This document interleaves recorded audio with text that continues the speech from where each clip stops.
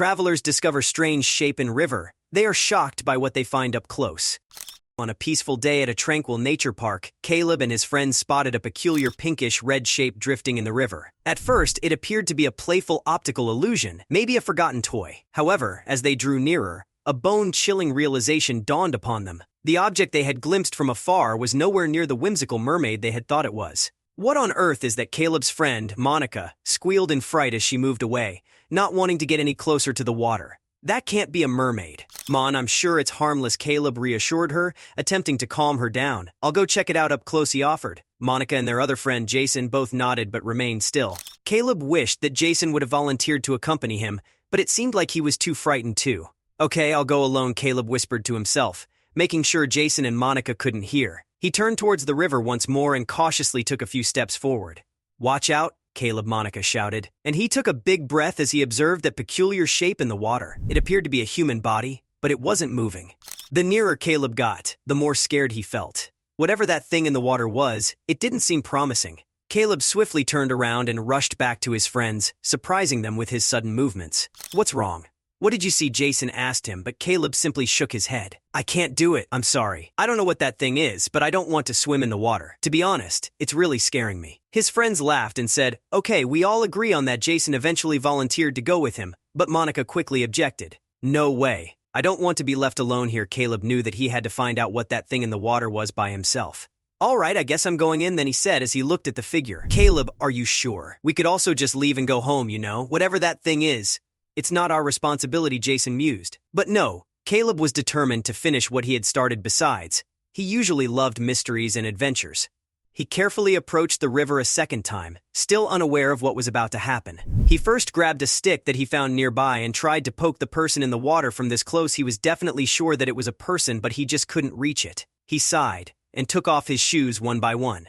Caleb slowly put one foot into the water and then the other one, and he just stood there for a moment. He heard Monica and Jason yell, "You can do this, Caleb," and he took a deep breath as he finally took a few steps closer to the body. If this was indeed what he thought it was, they would have to call the police immediately. He stretched out his arm holding the stick and finally managed to poke the body. But then, something unexpected happened. Caleb had thought of two possible outcomes. One, he poked the body and it still didn't move, in which case he would call the police, or two, he poked the body and he'd find out that it was just someone diving. However, neither of those two happened. When he finally poked it, the figure suddenly started moving, but it did not come out of the water.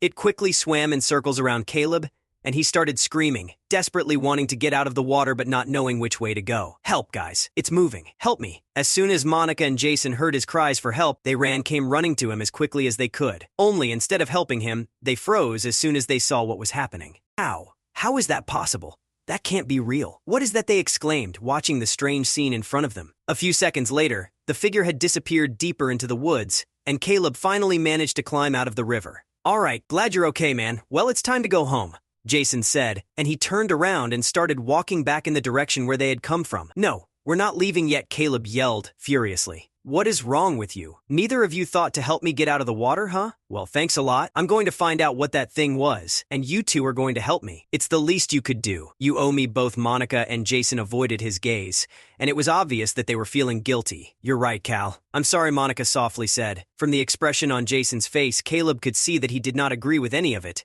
but he kept his mouth shut. Monica noticed this as well, and she softly stomped Jason with his elbow, after which he mumbled something like, all right, fine, sorry.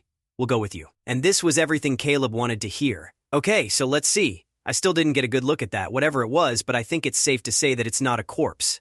So no need to call the police yet. There's a piece of this puzzle waiting for us. Monica and Jason, buoyed by his conviction, packed their gear, leaving the comfort of their familiar trail behind. The river, with its constant flow, seemed to beckon them, urging them to unearth its secrets. As they trudged forward, the murmur of the water mingled with the rustle of leaves, as if whispering clues just beyond their grasp. An hour into their trek, Monica's sharp eye caught the glint of metal among the reeds. Over here, she signaled. They stumbled upon a scattered array of gear: a rusted lantern, a frayed sleeping bag, and a cooler weathered by the elements. The campsite, if one could still call it that, was a ghostly echo of laughter and stories, now silent.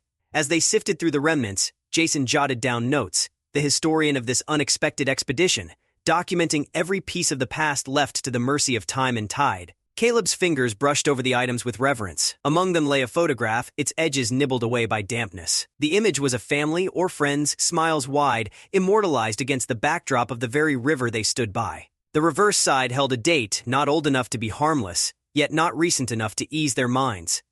Beside it lay the remains of a campfire, its ashes cold and conquered by a layer of fresh moss, suggesting a hasty abandonment, or perhaps a hurried escape. As dusk approached, a shiver cascaded down Caleb's spine. "Do you feel that?" he whispered. It wasn't the creeping cold of the evening air that unsettled them, but the prickling sense of scrutiny. They were three friends, bound by a common quest, yet in that moment, each felt profoundly alone under the unseen gaze of the woods. The further they followed the winding stream, the more the world around them seemed to hold its breath. The usually talkative birds were quiet, and even the river's babble had hushed to a conspiratorial whisper. Caleb paused, listening, half expecting the water to divulge its secrets. Monica knelt, her hand skimming the surface, sending ripples across the glassy veneer. The next morning, they sought wisdom from the oldest resident, a woman whose eyes held the deep calm of the river itself. With a voice like rustling leaves, she recounted tales of a shape in the water, seen when she was a girl. "The river has currents deeper than just water," she said cryptically. Her recollections sent ripples through the trio's certainty. Drawn to the local library, they found newspaper clippings from the 70s. A similar apparition had been sighted, stirring up the town before vanishing as mysteriously as it appeared. The article described it as a luminescent silhouette, giving no further explanation, but the report mentioned a collective unease that had settled over the town, much like the present. The elder's voice echoed in Caleb's mind, suggesting a cyclical enigma rooted deep in the town's history and in the very waters of the river. As the sun dipped below the horizon, they gathered at the local diner, a hub bubbling with the town's secrets. The chatter around them dimmed as the river's tale became the night's topic. Each patron seemed to have their own version of the legend, their voices a woven tapestry of fear, intrigue, and warning. These murmurs painted a picture of a deep-rooted legend, a specter that rose with the fog and laid claim to the river, reaffirming the elders' haunting tales.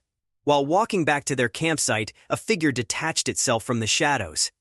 "You're chasing ripples that'll turn into waves," the man said, his eyes glinting with unspoken knowledge. He claimed to have seen the figure once, not in the river, but on land, watching from a distance. His warning was veiled yet clear: some stones in the river were best left unturned. This encounter left them more unsettled than before, their minds grappling with the implications of his cryptic caution. Back at the campfire, the friends mulled over the day's discoveries. What if what we're seeing isn't new? What if it's a recurring chapter of the river's story? Monica proposed. Jason mapped out the sightings on a piece of paper, their locations and times, hoping to discern a connection. They sat in contemplative silence, the unknown reflecting in their eyes as much as in the flickering flames. The darkness deepened around their campsite, and with it came the nocturnal chorus of the woods. But interspersed with the crickets and the hoots of night birds were less familiar sounds: soft splashes from the river, a brush of movement against the undergrowth.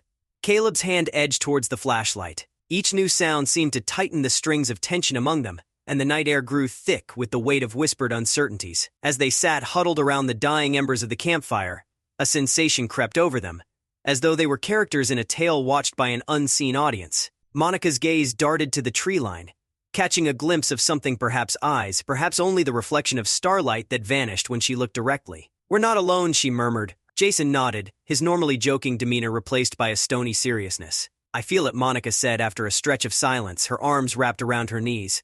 "It's like we stumbled onto a stage, and whatever watches doesn't appreciate the intrusion." Her eyes met Caleb's, her fear mirroring his own. The lightness of their adventure had evaporated. This thought lingered in the air, a ghostly presence that refused to be ignored.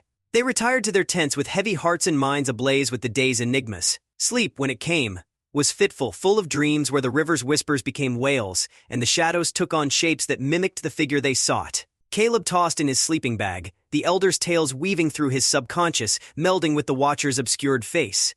Each of them, in their own tent, battled the same phantoms that danced at the edges of their sleep. Morning found them bleary-eyed and introspective.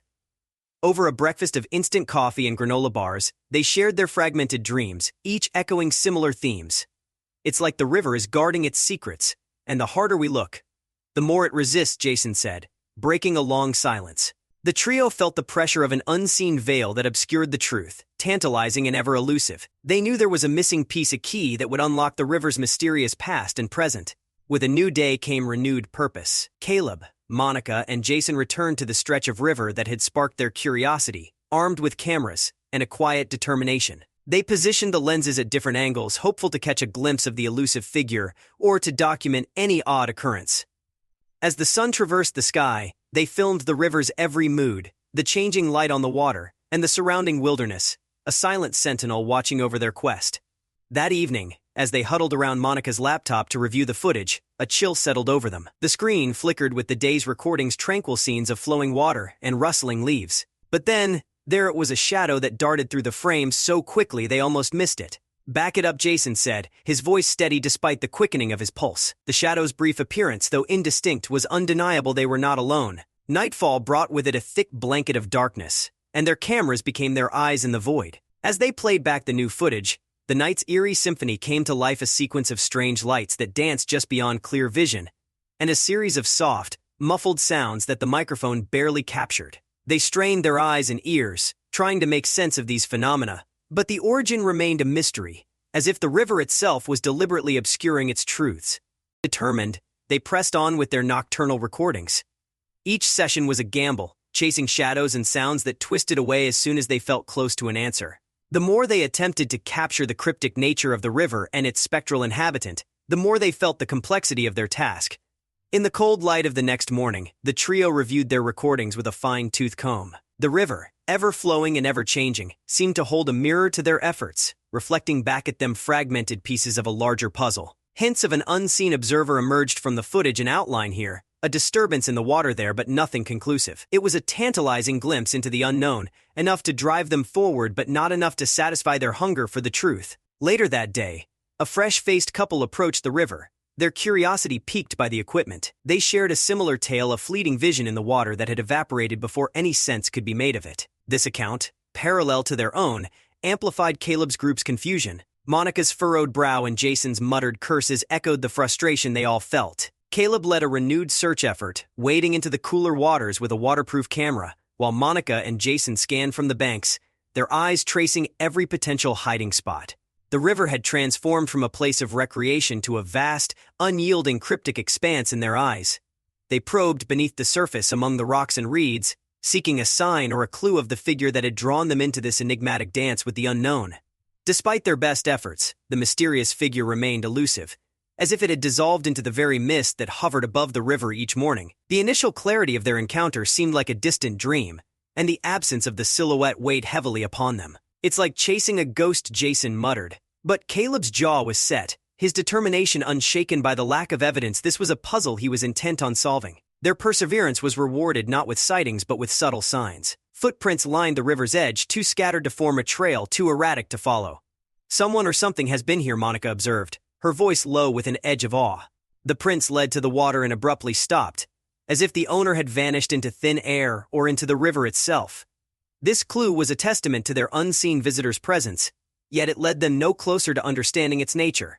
As the sun began its descent, the friends convened to discuss their findings. The tangible evidence of footprints suggested a human presence, but the way they disappeared left room for doubt. Could they be dealing with someone who knew the river well enough to use its features to evade detection? Or was it possible that the figure belonged to neither the land nor the water entirely? The next morning, a hushed discussion unfolded between Caleb and his companions as they stumbled upon a chain-link fence skirted with no trespassing signs. The ground beyond it bore the marks of recent activity, footprints, and disturbed foliage. Jason pointed out that someone had cut a small, discreet opening in the fence, just large enough for a person to slip through. The allure of the unknown beckoned them, the restricted area promising answers that the open river couldn't provide. Under the veil of the thickening twilight, they gathered at the fence's breach. The moral quandary of crossing into forbidden territory weighed heavily upon them. Monica's ethics warred with her curiosity. Whoever it is, they might need help, Caleb reasoned, his voice betraying his own uncertainty. After a tense vote, curiosity prevailed.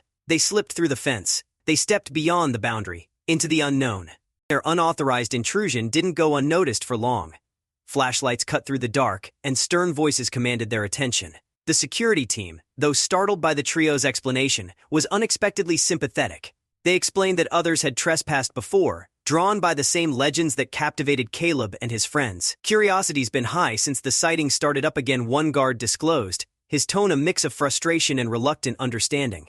The guards, with a stern demeanor, escorted them back to the public side of the river. There, away from prying ears, they shared whispers of their own encounters, shadows that flitted just beyond the reach of their flashlights, and odd noises that the river's natural chorus couldn't account for. Be careful, they warned. Some things don't appreciate being sought after. The tales only serve to deepen the shroud of mystery surrounding the river's secrets. Back at their camp, the friends sat in a troubled silence. The close encounter with the security guards had shaken them, and the darkness of the night seemed to press in with a tangible intensity. Caleb frowned into the fire, contemplating the risks they were taking and the ethics of their intrusion. Are we the interlopers in this story? Monica pondered out loud. The danger of their situation was becoming more apparent, and the path forward seemed fraught with moral and physical peril. The trio noticed a pattern to the townspeople's evasiveness when it came to discussing the river. Conversations would hush as they approached, glances were exchanged, and topics were swiftly changed. Even the most benign inquiries about the river were met with tight smiles and dismissive shrugs. It became clear to Caleb,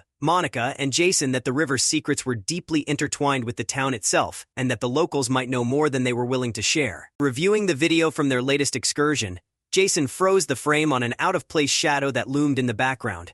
It was human-shaped, yet indistinct, casting doubt whether it was a person or something else. This ambiguous figure seemed to be observing them, blurring the lines between a potential stalker and an ethereal specter. The image sent a collective shudder through the group, as the possibility of being watched became chillingly real. As they interacted more with the locals, the trio couldn't shake off the feeling of a conspiracy of silence. The townsfolk shared glances that were too long, nods that were too knowing, and an air of caution that seemed out of place. It was as though there was a communal pact to keep the river's mysteries just that, a mystery. Caleb's frustration grew. The town's unspoken secret was a barrier they hadn't anticipated, and it was as formidable as the river's current.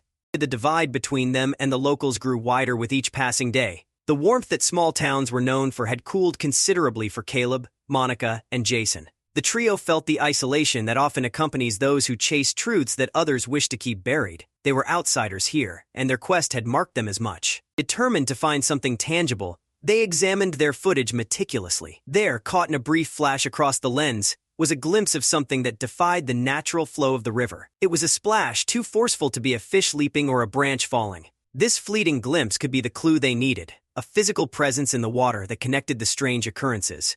It was a slender thread, but one they were eager to follow. The town's annual river festival erupted in a kaleidoscope of colors and sounds, distracting Caleb, Monica, and Jason from their brooding thoughts.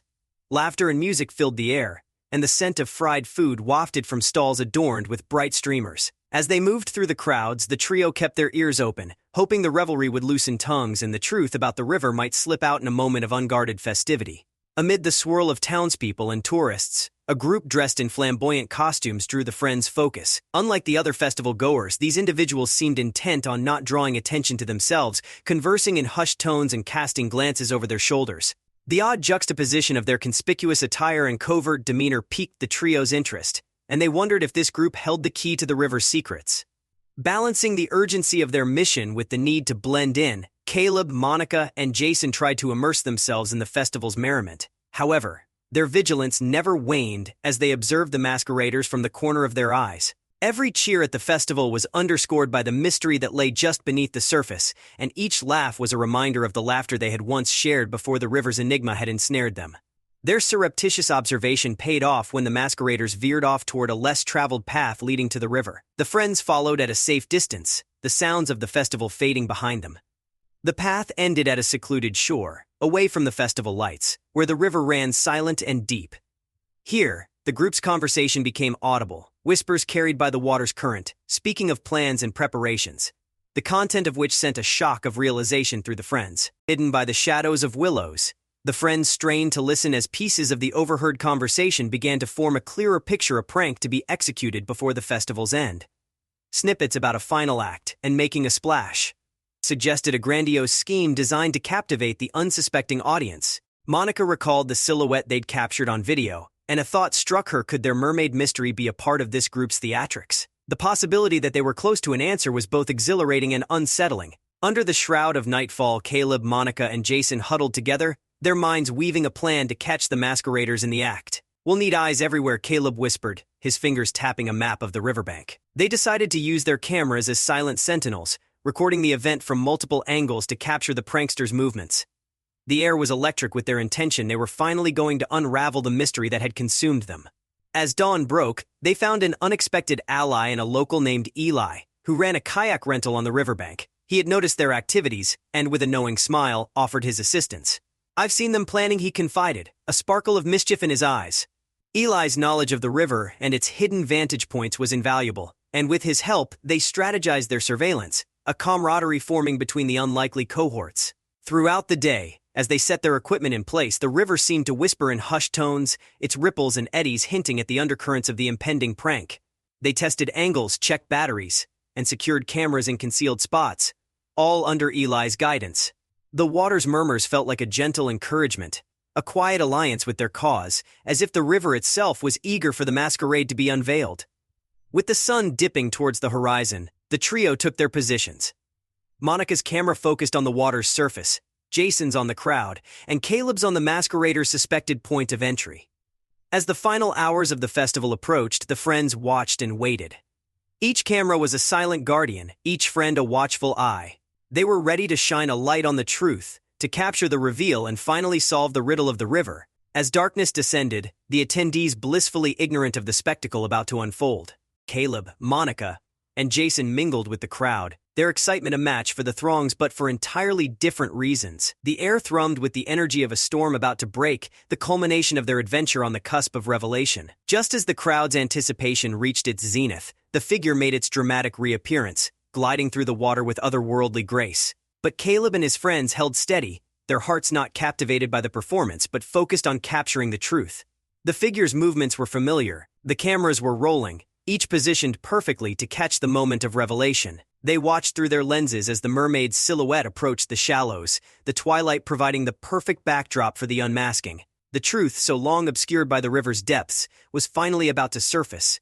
With a deft movement, the figure's mermaid facade was shed, revealing not a creature of myth, but Alex and his accomplices. The pranksters' laughter mingled with the gasps of the crowd as they realized the spectacle they had witnessed was human trickery, not magic. Caleb, Monica, and Jason exchanged satisfied glances as they captured the reveal. The faces of the pranksters, illuminated by the glow of the festival lights, were marked by the mirth of a joke well played. The reveal spread through the crowd, turning shock into laughter as the townspeople appreciated the jest. Caleb's group, with Eli's conspiratorial wink, broadcasted the recorded prank onto a screen, the pranksters' planning and execution laid bare for all to see. The tide had turned, the mystery of the mermaid was no more, and the crowd delighted in the reversal. The pranksters took a bow, their hoax now the highlight of the festival, and the river's true secret remained its own.